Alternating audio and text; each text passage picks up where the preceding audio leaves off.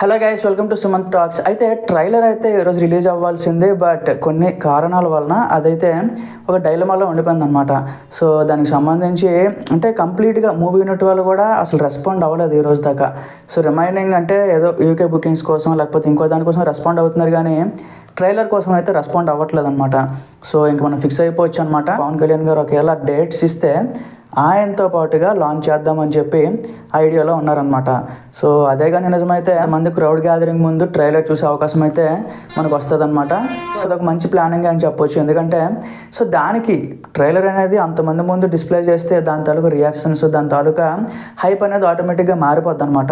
So అది కూడా ఒక మంచి ప్రమోషనల్ స్ట్రాటజీయే. But as expected Dil Raju గారు చెప్పినట్టు వచ్చుంటే బాగుండేది, బట్ అది ఎందుకో జరగలేదు. బట్ యాజ్ ఆఫ్ నౌ అయితే ట్రైలర్ బద్దలు కొట్టాల్సిన రికార్డుల లిస్ట్ అయితే చాలానే ఉంది గైస్. సో దాని తాలూకా లిస్ట్ ఏంటి, ఎన్ని మిలియన్స్ చూసి రావాలి, సో అవన్నీ కూడా మనకు కొన్ని ఎక్స్పెక్టేషన్స్ అయితే ఉన్నాయన్నమాట.